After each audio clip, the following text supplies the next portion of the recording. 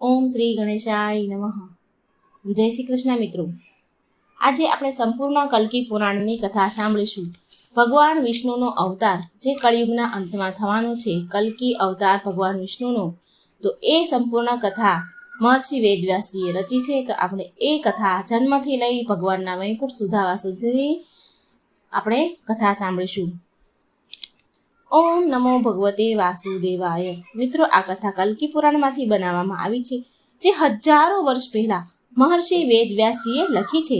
કલ્કી પુરાણ 18 પુરાણોમાંથી એક પુરાણ છે અને સંસ્કૃત ભાષામાં રચાયેલું છે, જેને ગુજરાતીમાં અનુવાદ કરીને મેં તમારી સામે રજૂ કર્યું છે. મિત્રો, આપણે આજના વિડીયોમાં જાણીશું કે ક્યારે, ક્યાં અને કેવી રીતે ભગવાન કલ્કીનો જન્મ થશે, કેવી રીતે ભગવાન કલ્કીની શિક્ષા પૂરી થશે, કોણ હશે ભગવાન કલ્કીના ગુરુ. સાથે સાથે આપણે એ પણ જાણીશું કે ભગવાન કલ્કી અને પદ્માવતીના પ્રેમની કથા, ભગવાન કલ્કીના 2 લગ્ન થવાના કારણ અને કેવી રીતે થશે ભગવાન કલ્કીના 2 લગ્ન, અને કલીનો મહાસંગ્રામ, અને અંતમાં સાંભળીશું કેવી રીતે કયા પ્રકારે કરશે કળિયુગનો અંત અને કેવી રીતે કરશે સતયુગની સ્થાપના ભગવાન કલ્કી, અને અંતમાં સાંભળીશું કેવી રીતે થશે ભગવાન કલ્કીનું મૃત્યુ. ભક્ત મિત્રો, આ કલ્કી ભગવાનની કથા પૂરા મનથી ધ્યાનથી સાંભળજો. ભગવાનની કથા અધૂરી છોડવાની ભૂલ ન કરશો. આમ કરવાથી ભગવાનનું અપમાન ગણાય છે. માટે આ વાર્તા પૂરી અંત સુધી સાંભળવા તમને નમ્ર વિનંતી છે. અને બીજાને પણ શેર કરજો. વિડીયો સારો લાગે તો લાઈક કરજો, શેર કરજો, અને મારી આ ચેનલને સબસ્ક્રાઈબ પણ જરૂર કરી દેજો. કમેન્ટ બોક્સમાં ભગવાન વિષ્ણુનું નામ પણ જરૂર લખજો. ઓમ નમો ભગવતે વાસુદેવાય. ભગવાન શ્રી કૃષ્ણના મૃત્યુ પછી તેમના લોક ગયા બાદ કળિયુગની ઉત્પત્તિ થઈ. ત્યારે દ્વાપર યુગ સમાપ્ત થયો અને બ્રહ્માજીએ તેનો વાહો ફેરવી લીધો, તેમનું મુખ ફેરવી લીધું, પીઠ તરફ થઈ ગયો, પૃથ્વી તરફ એમનો વાહો કરી દીધો.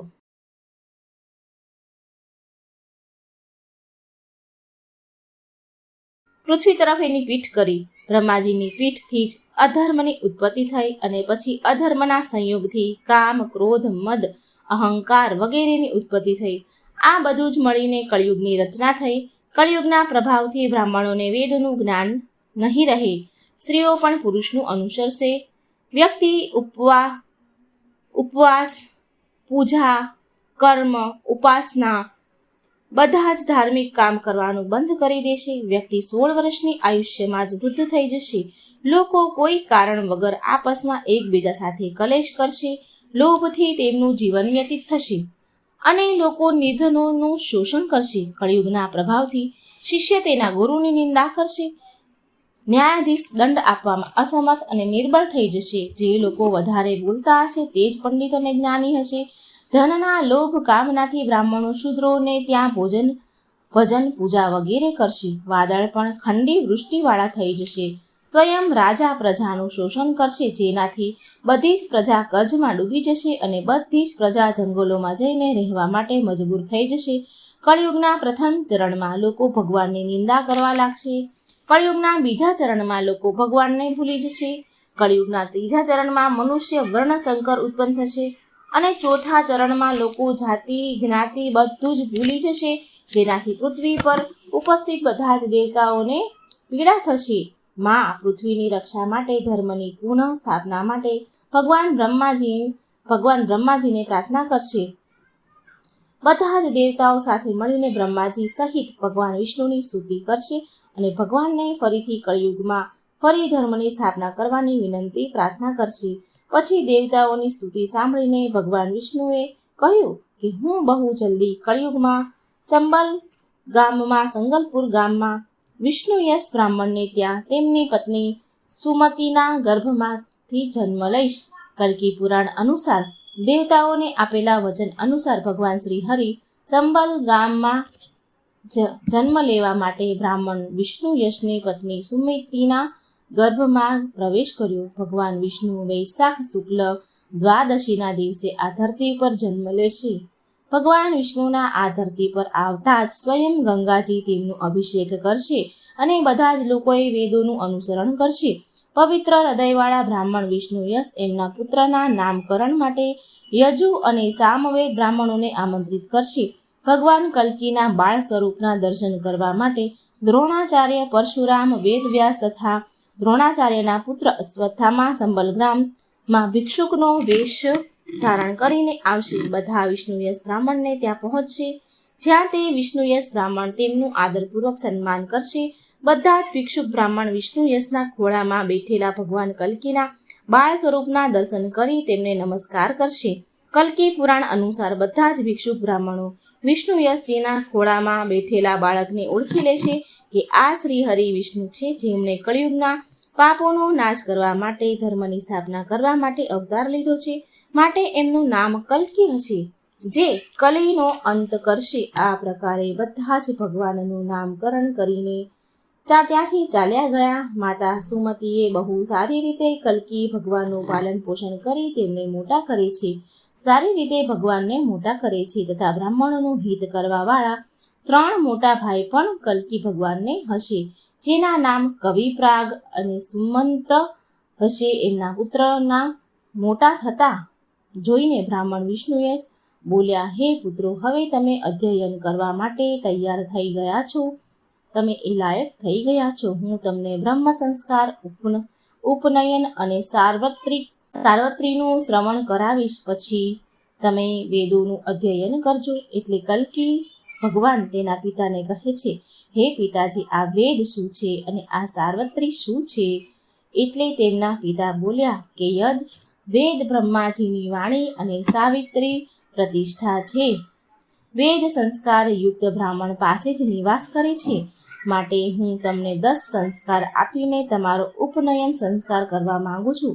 ભગવાન કલ્કી તેમના પિતાજીને કહે છે, પિતાજી, 10 સંસ્કારોથી યુક્ત અને વેદોને જ્ઞાતા અને 3 લોકની કામના પૂરી કરવાવાળા બ્રાહ્મણ પાસેથી શિક્ષા ગ્રહણ હું કરવા માંગુ છું.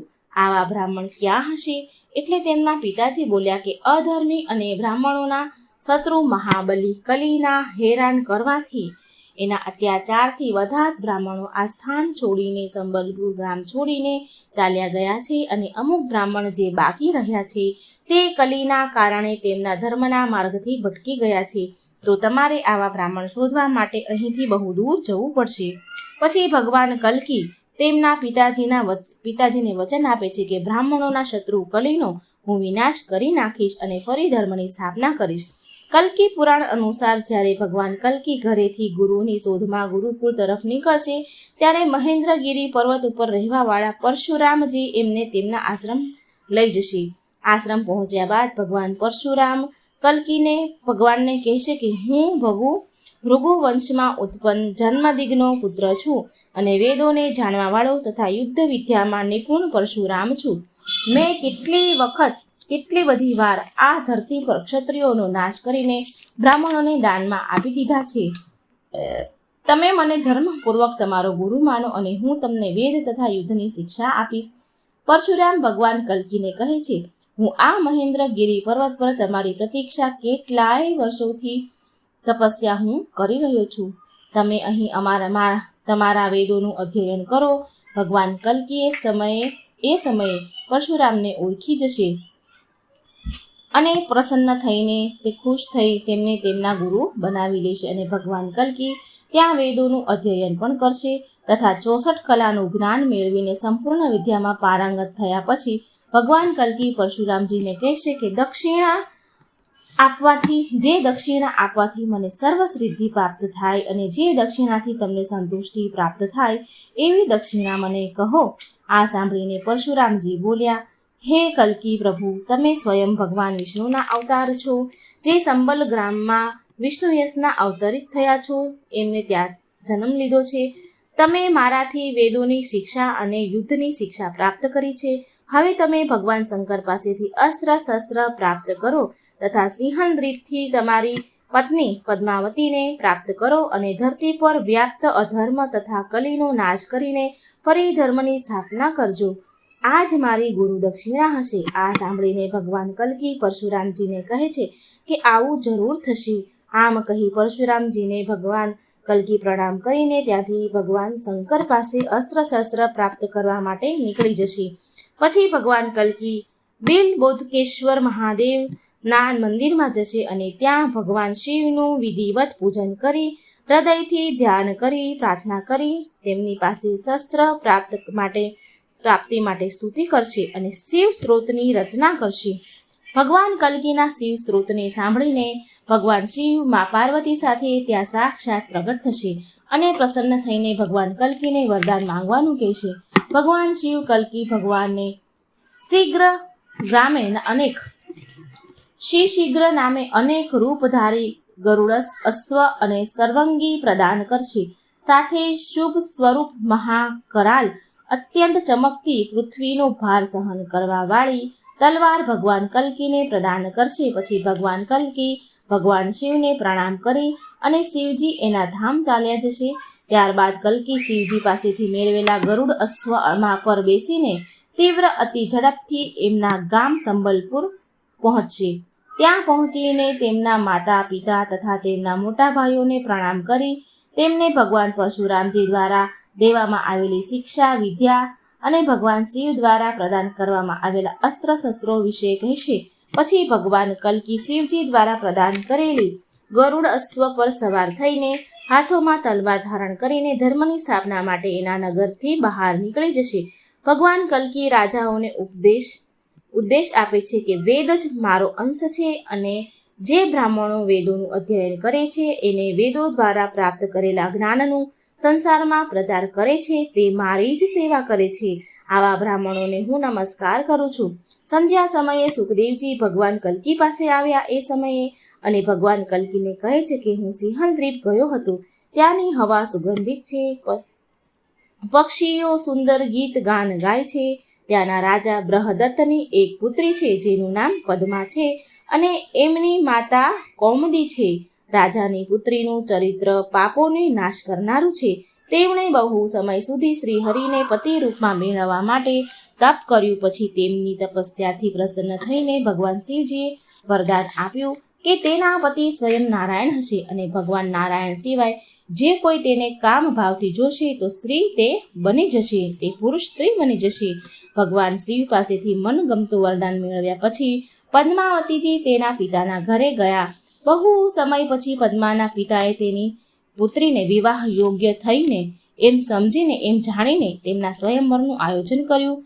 રાજા બ્રહ્મદત્તને તેમની પુત્રીના સ્વયંવર માટે ગુણવાન, બળવાન અને મહા ઐશ્વર્યવાળા અનેક રાજાઓને આમંત્રિત કર્યા. આ પ્રકારે સિંહલ દેશમાં પદ્માના સ્વયંવરનો ઉત્સવ મનાવવામાં આવ્યો. વિવાહની ઈચ્છાથી બધા જ દેશ વિદેશી રાજા તેમની સેના સહિત ત્યાં પહોંચી ગયા. બધા જ રાજા પોતપોતાના સ્થાન પર બિરાજમાન થયા. ત્યારે રાજા બ્રહ્મદત્તે તેની પુત્રી પદ્માને સ્વયંવરમાં બોલાવી. એ અત્યંત સુંદર આભૂષણોથી સજેલી સુશોભિત હતી.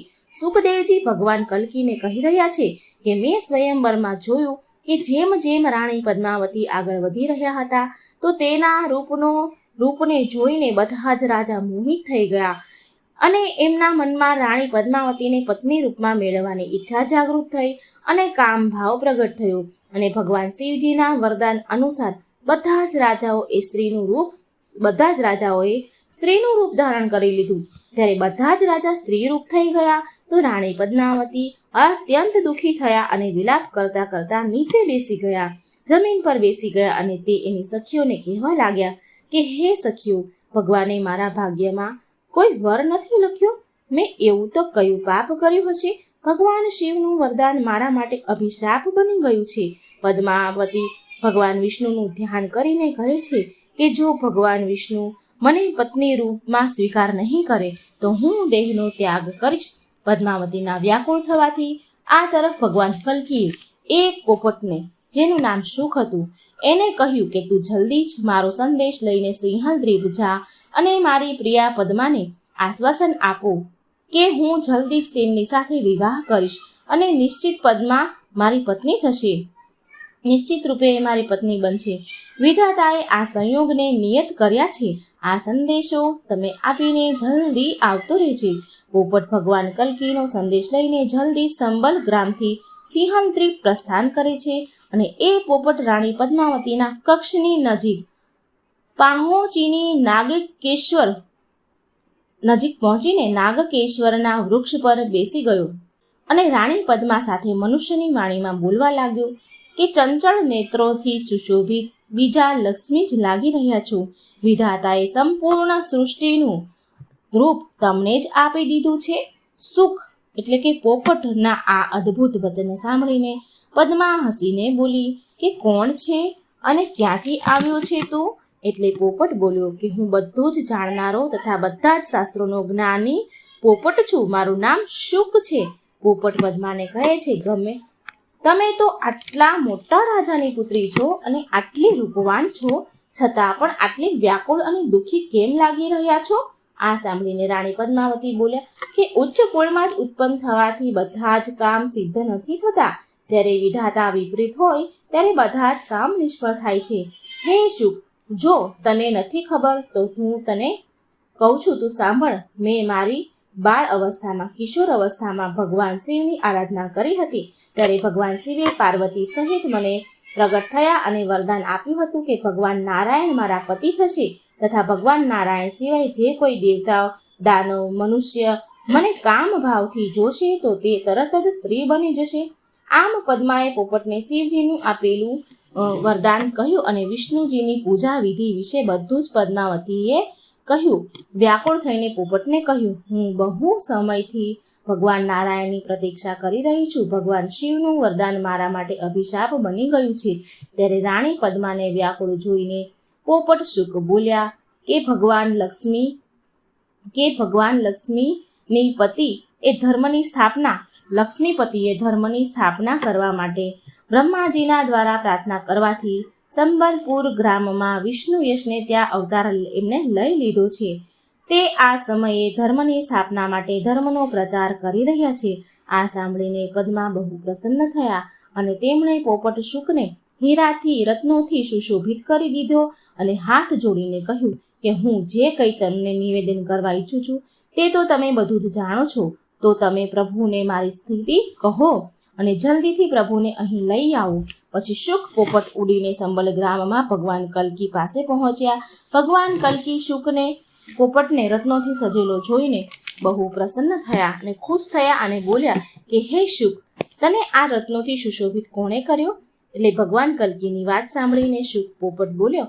એમણે પ્રણામ કર્યા અને પદ્મા દ્વારા કહેલી બધી જ વાત વ્યથા ભગવાનને કહી દીધી. ભગવાન કલ્કીએ શુકની વાત સાંભળીને તે બહુ ખુશ થયા અને તેમને અશ્વ પર સવાર થઈને જલ્દી તેના પોપટ સાથે સિંહલ દેશ ચાલ્યા. સિંહલ દેશની નજીક એક વનમાં પહોંચ્યા અને ત્યાં સરોવરમાં ભગવાન કલ્કીએ સ્નાન કર્યું તથા પોપટ જલ્દીથી ઉડીને રાણીના પદ્માવતી પાસે ગયા અને તેણે ભગવાનની કલ્કીને આગમનની સૂચના આપી. શુકને જોઈને રાણી પદ્મા પોપટને કહે છે, હે શુક, તારું સ્વાગત છે, તારું મંગળ થાય. હું તારા ગયા પછી અત્યંત વ્યાકુળ થઈ રહી છું. આ પછી શુક પોપટ પદ્માને કહે છે કે હવે તમારે વ્યાકુળ થવાની કોઈ જરૂરત નથી.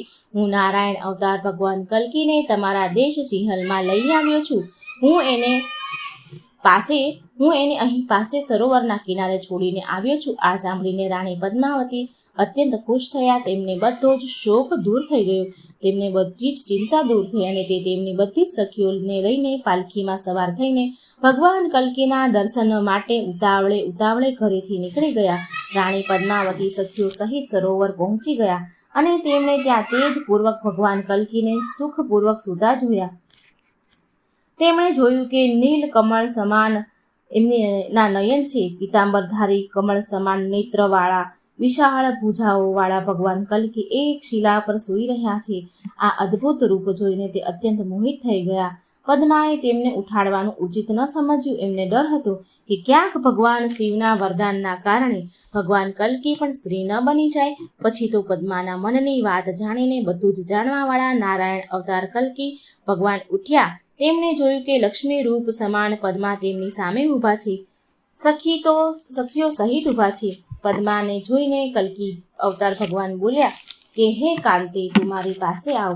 તમારા ચંદ્રમા મુખને જોઈને મારો બધો જ સંતાપ મટી ગયો. પછી પદ્માએ ભગવાન કલ્કીને વિષ્ણુ રૂપમાં જાણીને તેમની સ્તુતિ કરી અને બોલ્યા કે હે પ્રભુ, તમારા ચરણોની રજ પામીને હું ધન્ય થઈ ગઈ છું.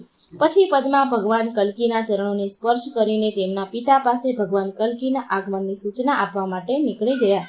સ્વયં નારાયણ અવતાર ભગવાન કલ્કીની સૂચના સાંભળતા જ સૂચના મળતાની સાથે જ પદ્માના પિતા અત્યંત આનંદ પામ્યા અને એમણે ભગવાન કલ્કીનું વિધિપૂર્વક પૂજન કર્યું. ત્યાર પછી રાજાએ તેમની પુત્રીના વિવાહ ભગવાન કલ્કી સાથે વિધિપૂર્વક કર્યા અને તેમની કન્યાનું દાન ભગવાન કલ્કીને કરી દીધું. પછી ભગવાન કલ્કી તેમની પ્રિય પત્ની પદ્માને લઈને ત્યાંથી સિંહદ્રીપથી નીકળી ગયા. ત્યાર પછી ભગવાન કલ્કી તેમની સેના સહિત સંબલપુર ગામમાં પહોંચ્યા. ભગવાન કલ્કીએ પદ્મા સહિત તેમના માતા પિતાના ચરણોને પગે લાગ્યા. પદ્મા અને કલ્કી ભગવાન એમના માતા પિતાને સ્પર્શ કરે છે ચરણના. માતા સુમતી તેના પુત્ર અને પુત્રવધૂને જોઈને અત્યંત હર્ષ પામ્યા. રાણી પદ્માવતી ભગવાન કલ્કીને પતિના રૂપમાં મેળવીને અત્યંત ખુશ થયા. ત્યાર પછી ભગવાન કલ્કી અને પદ્મા અનેક વર્ષો સુધી સંબલ ગ્રામમાં રહ્યા. ભગવાન કલ્કીની પત્ની પદ્માએ જય અને વિજય નામના 2 પુત્રોને જન્મ આપ્યો. આ બંને મહાબલી અને વેદોના જ્ઞાતા થયા, પ્રસિદ્ધ થયા. પછી ભગવાન કલ્કીએ જાણ્યું કે તેમના પિતાને અશ્વમેઘ યજ્ઞ કરવાની બહુ ઈચ્છા છે. ત્યારે ભગવાને તેમના પિતાને કહ્યું કે પિતાજી, હું ધન એકત્રિત કરીશ અને જેનાથી આપણે અશ્વમેઘ યજ્ઞ સંપન્ન કરીશું. હું કિકટપુર પર જીત મેળવી અને ધન એકત્રિત કરીશ. પછી ભગવાન કલ્કી તેમના પિતાની આજ્ઞા લઈને કિકટપુર તેમના સેનાને લઈને ચાલી નીકળ્યા. અત્યંત વિસ્તારવાળો કિકટપુર પહેલા બૌદ્ધોનું નિવાસ સ્થાન હતું. હવે અહીંયા રહેનારા લોકો દેહાતી, કુળ ધર્મ અને જાતિ ધર્મને ન માનવાવાળા તથા ધન અને સ્ત્રી તથા ભોગ વગેરેમાં લુપ્ત રહેનારા ભગવાન કલ્કીની રહેનારા હતા. ભગવાન કલ્કીની સેનાએ લાખો સૈનિકોને યુદ્ધભૂમિમાં ધરાશય કરી દીધા. પછી જે યુદ્ધભૂમિથી ડરીને ભાગવા લાગ્યા, જે લોકો ભાગવા લાગ્યા, ત્યારે ભગવાન કલ્કીએ હસીને કહ્યું કે ભાગો નહીં, તમે મારા બાણથી બચશો નહીં. હું તમને બધાને હમણાં જ પરલોક મોકલું છું. ત્યાં તમારો કોઈ સાથ નહીં આપે. માટે તમે બધા તમારા સગા સંબંધીઓને છેલ્લી અંતિમ વાર જોઈ લો. ભગવાન કલ્કીના વચન સાંભળીને એ જીન હંસા બોલ્યો કે જે તમે બોલી રહ્યા હતા એવું ક્યારેય નહીં થાય. અને એ જીન ભગવાનને કલ્કી પર બાણોની વર્ષા કરે છે. બધા જ તીર ભગવાન કલ્કીને સ્પર્શ કરીને ધરતી પર પડી ગયા. પછી ભગવાન કલ્કીએ ધરતી પર ઉતરીને બૌદ્ધોના નાયક જેના વાળ અને હાથ પકડી લીધા અને તેને ધરાશય કરી દીધો. એ જીનને ધરાશય કરી દીધો. જેને ધરાશય પડેલા જોઈને બૌદ્ધોની સેના ડરી ગઈ અને ભગવાન કલ્કીની સેના ખુશ થઈ ગઈ. પછી ભગવાન કલ્કી તેના હાથોમાં તલવાર લઈને તેના અશ્વ પર સવાર થઈને સંપૂર્ણ બૌદ્ધોનો નાશ કરવા લાગ્યા. ભગવાન કલ્કીનો સંગ્રામ જોઈને બધા જ લોકો ડરી ગયા. સંપૂર્ણ રંગભૂમિ રક્તથી ભરાઈ ગઈ અને કિકટપુરની સંપૂર્ણ બૌદ્ધ સેના અને મલેચ્છ સેનાનો નાશ થયો. પછી ભગવાન કલ્કી ત્યાંથી ચક્રતીર્થ પહોંચ્યા. ત્યાં સ્નાન કરી થોડા સમય માટે તેની સેના સહિત ત્યાં નિવાસ કર્યો. ત્યાર પછી ભગવાન કલ્કી હરિદ્વાર ગયા. ત્યાં સતયુગ તથા ધર્મ બ્રાહ્મણોના વેશમાં ભગવાન કલ્કીના દર્શન કરવા માટે આવ્યા. ત્યારે ભગવાન કલ્કીએ તેમને પૂછ્યું કે તમે કોણ છો? ત્યારે એ બોલ્યા કે હે પ્રભુ, અમે તમારા દ્વારા જ ઉત્પન્ન થયેલા સતયુગ અને ધર્મ છીએ. આ સમયે શંખ કંબોક સવર કલયુગનો નિવાસ અહીં છે. કલયુગના નિવાસી છીએ. રાક્ષસ કલીએ અમને હરાવીને બંધી બનાવી લીધા છે. હે પ્રભુ, આ સમયે બધા જ સાધુ કળિયુગના પ્રભાવથી પીડિત છે. હે પ્રભુ, અમારી રક્ષા કરો. ત્યારે ભગવાન કલ્કીએ ધર્મને કહ્યું કે હવે સતયુગ આવવાનો જ છે. હવે તું ડર નહીં. ભગવાન કલ્કીના વચન સાંભળીને ધર્મ પ્રસન્ન થાય છે. પછી ભગવાન કલ્કી ધર્મની સાથે કળિયુગના રાક્ષસ કલીના નિવાસ સ્થાન પર પહોંચ્યા, જ્યાં એની રાજધાની હતી. ત્યાં ચારેય બાજુ ભૂતોનો વાસ હોવાને કારણે દુર્ગંધ ફેલાયેલી હતી. ત્યાં બધા જ વૃક્ષ પર ઘુવડ બેઠેલા હતા. બધા જ ઘરોમાં સ્ત્રીઓમાં વિવાદ થઈ રહ્યો હતો. અહીંના બધા જ પુરુષ સ્ત્રીને આધીન હતા. ભગવાન કલ્કીના આવવાની ખબર રાક્ષસ કલીને પડી.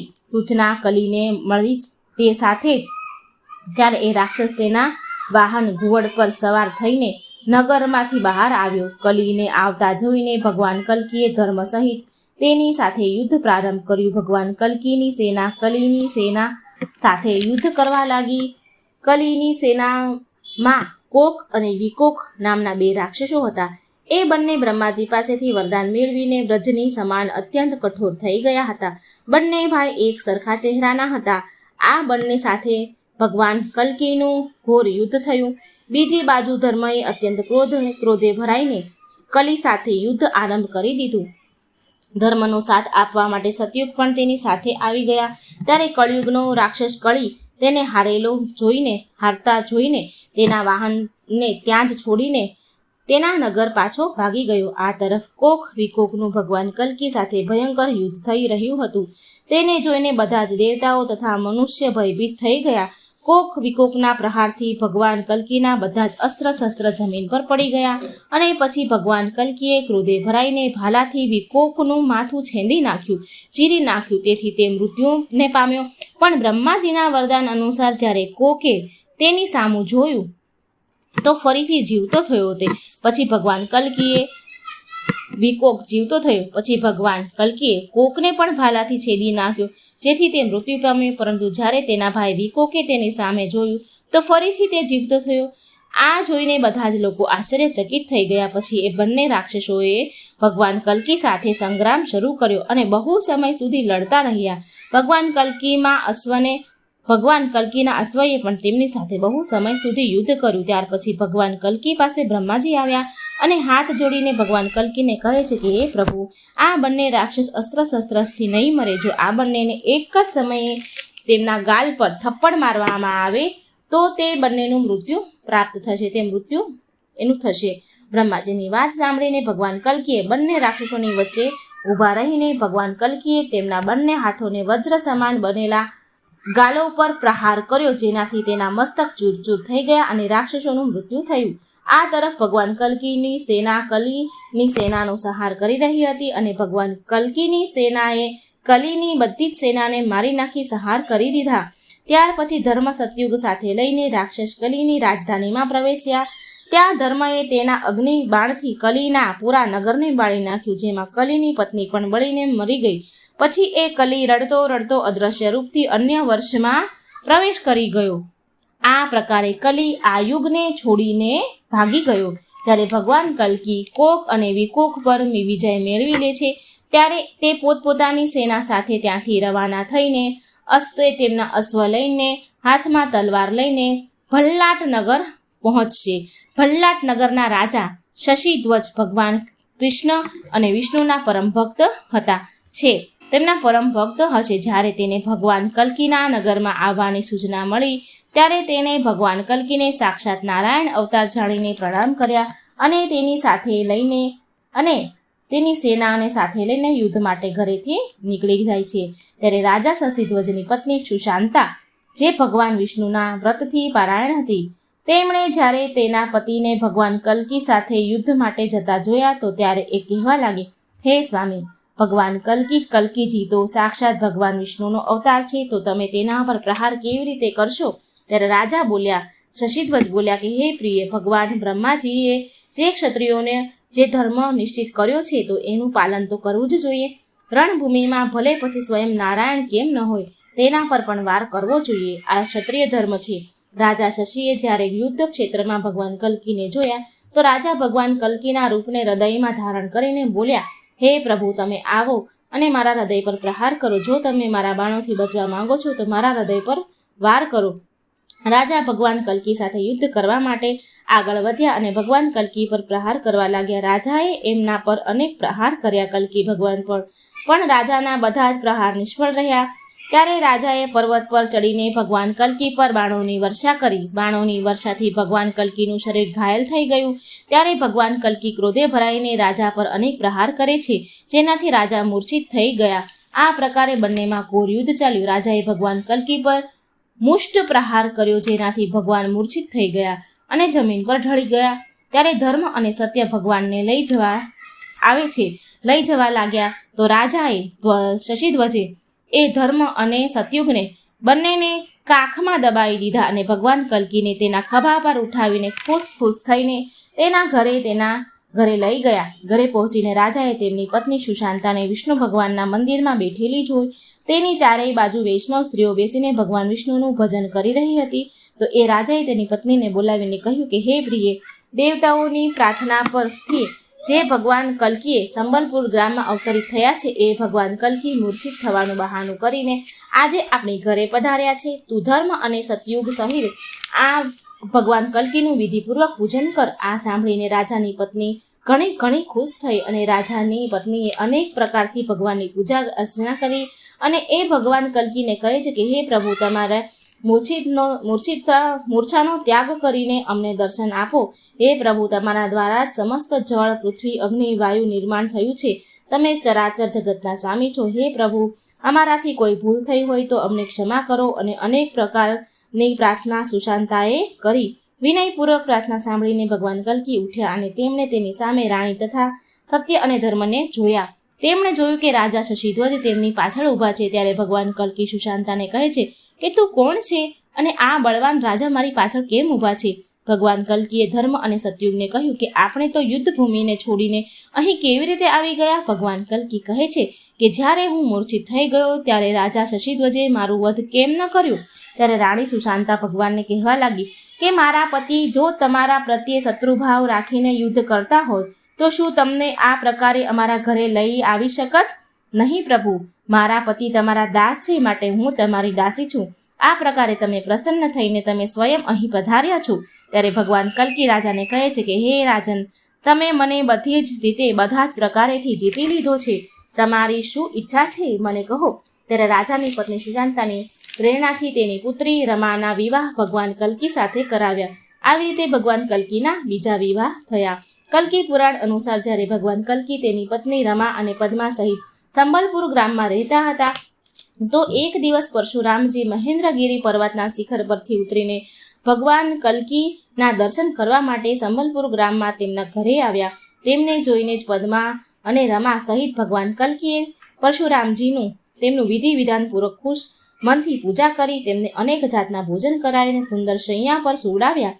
જે સમયે પરશુરામજી આરામ કરી રહ્યા હતા તે સમયે ભગવાન કલ્કીએ તેમના ચરણ દબાવ્યા. વિનયપૂર્વક તેમને કહ્યું કે તમારી કૃપાથી મારો ધર્મ, અર્થ અને કામ આમ ત્રણેય વર્ગોની સિદ્ધિ થઈ ચૂકી છે. આ સમયે રાજા શશીધ્વજની પુત્રી રમા તમારાથી એક નિવેદન કરવા માંગે છે. તેને સાંભળી તમે સાંભળવાની કૃપા કરો. પતિના વચન સાંભળીને ખુશ મનથી ભગવાન કલ્કીની પત્ની રમાજીએ પરશુરામજીને પ્રશ્ન કર્યો કે એવો કયો જપ, તપ, વ્રત કે નિયમ છે જેના કરવાથી મને પુત્રની પ્રાપ્તિ થાય? ત્યારે પરશુરામજીએ રમાને કહ્યું કે રૂક્ષ્મણી વ્રત કરવાનો ઉપદેશ આપ્યો. ત્યાર પછી પરશુરામજી ત્યાંથી ચાલ્યા ગયા. રૂક્ષ્મણી વ્રત કર્યા પછી થોડા સમય બાદ પછી ભગવાન કલ્કીની પત્ની રમાને એક પુત્ર પ્રાપ્ત થયો. રમાએ એક પુત્રને જન્મ આપ્યો. પછી ભગવાન કલ્કી સુખપૂર્વક સંબલ ગ્રામમાં નિવાસ કરવા લાગ્યા. એક દિવસ બધા જ દેવો બ્રહ્માજી સાથે વિમાન પર બેસીને ભગવાન કલ્કીના દર્શન માટે આવ્યા અને તેમણે સંબલપુર ગ્રામમાં પહોંચીને ભગવાન કલ્કીની સ્તુતિ કરી. દેવતાઓએ ભગવાન કલ્કીને કહ્યું કે હે પ્રભુ, અમે બધા જ વિપત્તિમાં છીએ. અમારા પુત્ર અને નારી સહિત તમારા શરણમાં આવ્યા છીએ. હે પ્રભુઓ, અમારા પર પ્રસન્ન થઈને અમારી રક્ષા કરો. દેવતાઓ બોલ્યા, હે નાથ, હવે આ ભૂમિ સત્ય અને ધર્મપૂર્વક સ્થાપિત થઈ ગયું છે. ધર્મ અને સત્ય આ ભૂમિ પર સ્થાપિત થઈ ગયા છે. ધર્મ સત્યનું શાસન થઈ ગયું છે. જો તમારી કૃપા અમારા પર હોય તો આ બધીનો ત્યાગ કરી તમારા વૈકુંઠ ધામ તમે પ્રસ્થાપિત થાઓ. દેવતાઓના આવા વચન સાંભળીને કલ્કી ભગવાન ઘણા ખુશ થયા અને તે બધા જ તેમના અંશો સહિત વૈકુંઠ ગમન જવાની ઈચ્છા રાખવા લાગ્યા. ભગવાન કલ્કીએ તેમના પુત્રને બોલાવ્યા અને તેમનો રાજ્ય અભિષેક કરાવ્યો. ત્યાર પછી તેમણે સંપૂર્ણ પ્રજાને બોલાવી તેમને વૃત્તાંત કહ્યો. તેમને સૂચિત કરી દીધા કે તે હવે દેવતાના અનુરોધ કરવાથી તે વૈકુંઠ ધામ જવા માંગે છે. આ સાંભળી બધી જ પ્રજા દુઃખી થવા લાગી, રડવા લાગી અને બોલી, હે ભગવાન, તમે બધા જ ધર્મોને જાણનારા છો. હે નાથ, અમે પણ તમારી સાથે જઈશું. પ્રજાના વચન સાંભળીને ભગવાન કલ્કીએ જ્ઞાન ઉપદેશ આપી સમજાવ્યા અને સ્વયં વન તરફ જવા લાગ્યા. અને ચાલતા ભગવાન કલ્કી ગંગાજળથી સંપન્ન દેવતાઓ અને મુનિઓના હૃદયને આનંદ આપનાર હિમાલય પર્વત પર પહોંચ્યા અને દેવતાની મધ્ય બિરાજમાન થઈ ગયા અને ભગવાન કલ્કી ત્યાં તેમનું ચતુર્ભુજ વિષ્ણુ સ્વરૂપ ધારણ કરીને એમના રૂપનું સ્મરણ કરવા લાગ્યા. પૂર્ણ જ્યોતિમાન સર્વસાક્ષી સ્વરૂપ સનાતન પુરુષોત્તમ પુરુષ પરમાત્મા સૂર્ય સમાન તેજથી પ્રકાશિત થઈ રહ્યા છે. વિભિન્ન પ્રકારના અલંકારોથી શોભી રહ્યા છે. શંખ, ચક્ર, ગદા અને ધનુષ તેમના હાથમાં સુશોભિત છે. જ્યારે ભગવાન કલ્કી વિષ્ણુ રૂપમાં પ્રગટ થયા ત્યારે એ દર્શનથી બધા જ જીવ મોહ માયાથી ઉપર પરે થઈ ગયા. તેમના પતિ કલ્કીના આવા અદ્ભુત રૂપને જોઈને રાણી પદ્માવતી અને રાણી રમા બે કલ્કી ભગવાનની પત્ની બંને ભગવાન કલ્કીના પ્રકાશમાં પ્રવેશ થઈને ભગવાન કલ્કીમાં જ લીન થઈ ગયા, સમાઈ ગયા અને આ પ્રકારે ભગવાન કલ્કી આ ધરાને છોડીને વૈકુંઠ ધામ ચાલ્યા ગયા. કલ્કી પુરાણ બધા જ શાસ્ત્રોના અર્થના તત્વનો સાર છે. આ પુરાણ સાંભળવા માત્રથી કામ રહિત થઈ જવાય છે. કલ્કી પુરાણ સાંભળવા તથા વાંચવાથી ચારેય ફળ ધર્મ, અર્થ, કામ, મોક્ષ પ્રાપ્ત થાય છે. આ કલ્કી પુરાણ પ્રલયના અંતમાં શ્રી નારાયણ ભગવાનના મુખેથી પ્રકાશિત કરીને સંસારમાં ફેલાવાશે.